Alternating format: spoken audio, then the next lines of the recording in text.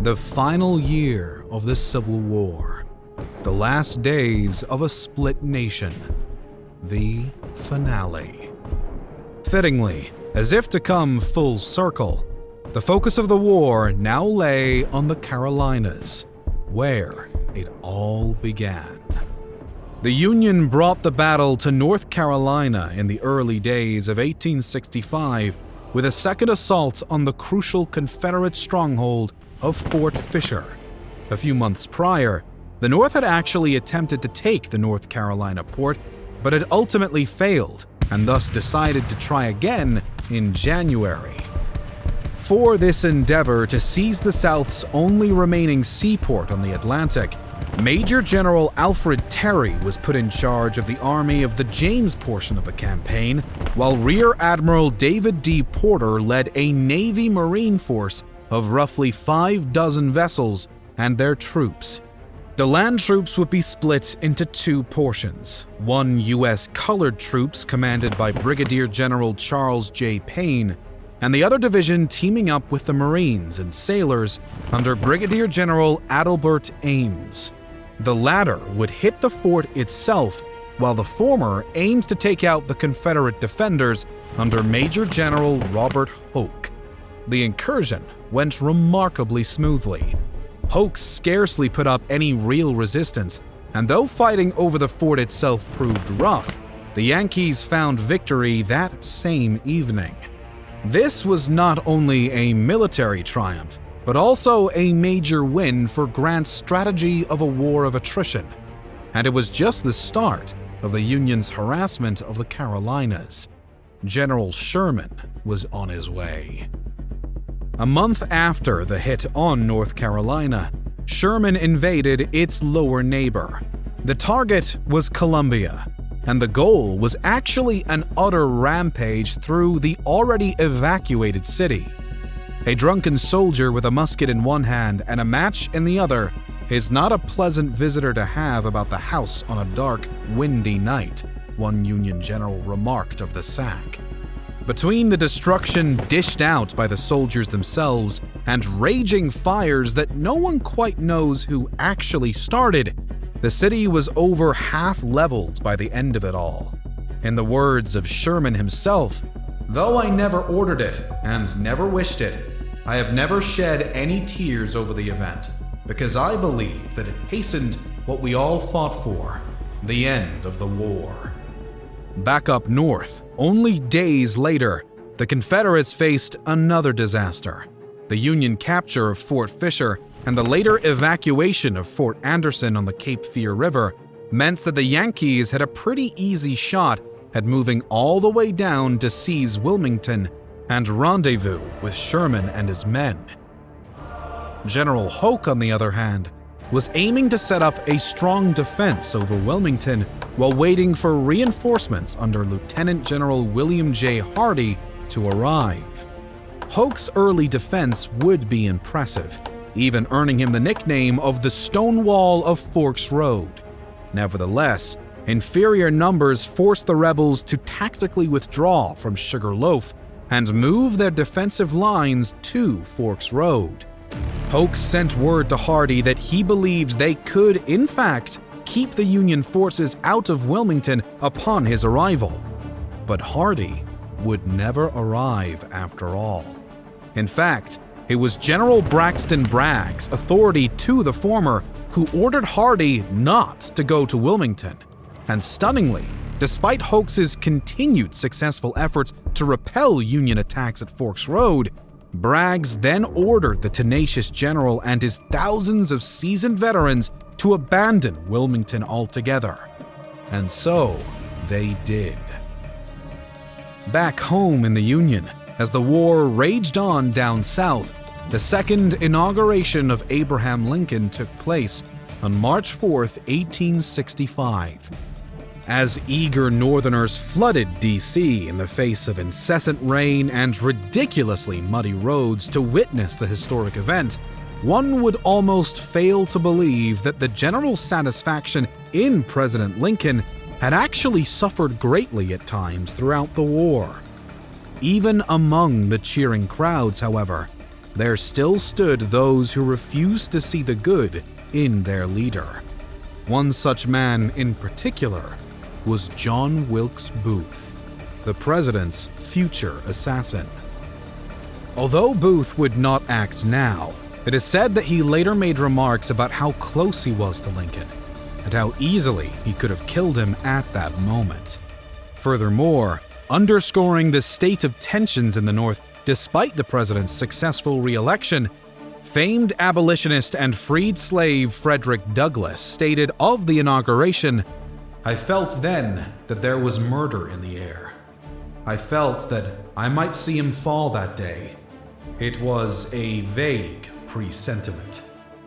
But Abraham Lincoln would not fall that day, and the inauguration went on steadily enough as the president gave a powerful speech to eager citizens hanging on to his every word. It marked a day of celebration and hope, which would days later be starkly contrasted to the mood of the South as General Sherman took yet another one of its cities. The paper said Sherman and his army were struggling through the swamps in the Carolinas, and it was greatly feared that the Confederates would get together and do them up before they could get to coast. What a lot of faint hearts they must be down there in New York. The words of Theodore Upson demonstrated the steep irony of the worried Northerners, who had no idea of the scorched earth rampage Sherman and his men had been on. Taking and burning towns to the ground, the general and his army were far from struggling.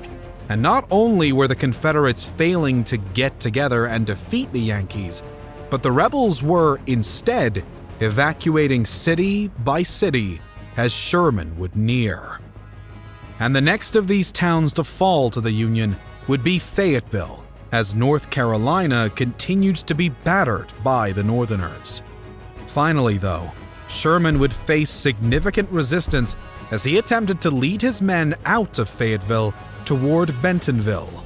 The Southerners, in spite of it all, still weren't ready to throw in the towel. Assume command of the Army of Tennessee and all troops in Department of South Carolina, Georgia, and Florida. Concentrate all available forces and drive back Sherman. These were General Lee's words to General Joseph E. Johnston, whom he'd recently convinced President Jefferson Davis to approve as the replacement for General P.G.T. Beauregard, who had thus far failed to impress the Confederate commander-in-chief. As Sherman was inching closer and closer to meeting up with General Grant, Lee knew that something had to be done, and Sherman knew something was coming. On the one hand were the Yankees, divided into two 30,000-strong groups under orders to keep a close eye out for incoming Confederates. Those rebels they spoke of were not yet united either.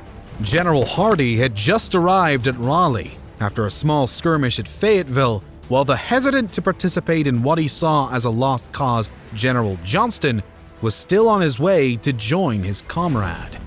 "I can whip Joe Johnston," Sherman had confidently asserted as he and his men marched toward Goldsboro under the shadow of the impending attack. But as more Confederate troops came near, it didn't seem quite so clear that the Northerners would, in fact, whip their adversaries. When the battle actually began, the Confederates did take an early advantage. It wasn't until the Union managed to get off their counterattack that the tide changed, and the Yankee reinforcements pushed Johnston and his troops into a withdrawal. "I can do no more than annoy him," Johnston told Lee of the man who had been all too prepared to win from the start. Sherman couldn't be stopped now, nor could the Union, and the South knew it. It would only be a matter of weeks before no one was left in denial. The Confederate flame was dying, like a match scarcely shielded from a swift gust of icy wind. Lee knew it, Johnston knew it, they all did, and yet they weren't ready to give up. Not yet. General Lee and General John B. Gordon in particular couldn't let go just yet. Instead, they opted to embark on what would become known as Lee's last offensive. As the struggle was closing in on Petersburg, Virginia at the end of March, Lee and Gordon concocted a daring plan with the aim of seizing Union-controlled Fort Stedman. With Generals William Wallace, James Walker, and Robert Ransom, Gordon awaited the perfect second to launch his ingenious ambush. One of the general's sharpshooters, Oscar Whitaker, describes the waiting period thus. General Gordon got us to close up around him that night while he stood on a stump and told us how Lee was situated. What a long line we were having to keep up. In front of us, he said, was Fort Stedman. He told us if we would take it, he would have our names in every paper in the South. Of course, we, being old soldiers, told him he would do it. He told us for not a man to load his gun, and at a signal from him to rush over to the fort, knock down and drag out, and he would have 50,000 troops in behind us. The troops next did their best Shakespearean performance, sending out a group of armed soldiers to the Federal picket line to feign desertion, as their commander convincingly shouted, "Oh boys, come back, don't go!" The next sounds to be heard were that of gunfire and hand-to-hand combat. With a 3-shot signal from Gordon's revolver, the battle was on. Daylight was yet to break as the Confederates launched themselves into action. In a formation with pioneer detachments leading columns of sharpshooters followed by infantry, the Southerners moved forward. The deception tactic continued as Gordon's commanders had already learned the identity of the fort's officers, so they could pass as more Confederate deserters or even fellow Union troops who were simply falling back. While the chaos erupted under the early morning darkness, the rebels focused on their targets: Battery 10 for General Walker and Batteries 11 and 12 for General Evans. Furthermore, a cavalry force stayed positioned to join the scuffle once the Union obstacles were dealt with, truly rounding out the Southern assault. For the Union men of the fort, nothing made sense. Slumber, card games, and what it seems to be a typical night on guard were interrupted by gunfire, cheering Southerners as batteries were beaten, and the unexpected presence of rebel sharpshooters right in their faces. Eventually, the fort opened fire with cannons, but the Confederates, under Captain Carson, managed to escape the line of fire unscathed. The captain then ordered men to put a bullet through any Yankee in sight, and it wouldn't take long for Northerners to begin to surrender. Still, 2 entire Union regiments were yet to even realize that the ambush was underway until they themselves were bombarded by the invaders.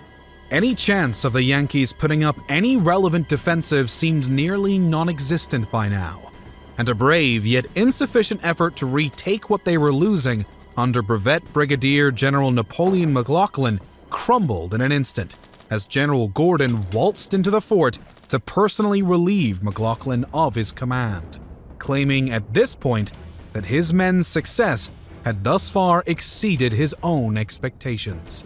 If the South needed a morale booster, they were getting it now. After taking Fort Stedman, the Confederates turned their sights on the nearby Fort Haskell and Fort McGilvery. The first thing the boys knew, they were firing down our line from the right to the left of the regiment, one Northerner recalled of the next advance. The boys were asleep in their bunks at the first volley, but grabbed guns and cartridge boxes, not even stopping to dress.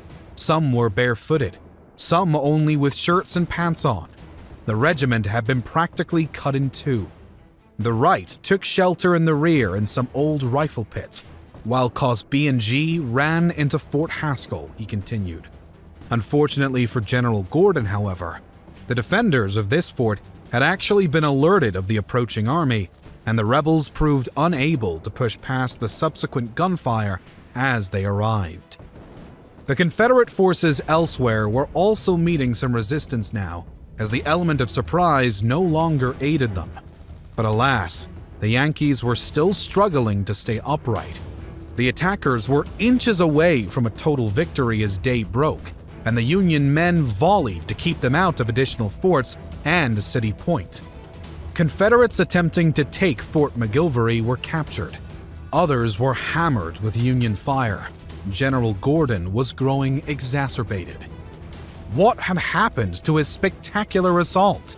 The Southerners were now not only grasping to regain the upper hand, but they were trapped. They still held Fort Stedman, but Forts McGilvery and Haskell remained in Union hands, as did the land surrounding Fort Stedman, meaning the rebels had nowhere to even go without a surrender. Running out of ammunition and opportunity, General Gordon made the reluctant call to attempt a retreat. A place of fearful slaughter, the retreat was called as the Yankees drilled the fleeing Confederates with artillery and gunfire. The victims had ceased fighting and were now struggling between imprisonment on the one hand and death or home on the other. 2,600 of those victims, Southerners, wouldn't make it home. The utterly heart-shattering loss for the Confederates at Fort Stedman would be quickly followed by another defeat at the Battle of Five Forks. By this point, General Lee was beginning to accept the fate of his efforts. Seeing no hope left of holding off the North, Lee decided it was finally time to abandon Petersburg and Richmond, letting both crucial cities fall to the Union in a monumental blow to what was left of the Confederate resistance. The war was dwindling to a close, but the biggest hit was yet to come. April 9th would see the worst of it all for the Confederates. The next few hours would mark possibly the biggest fall from grace of the entire war.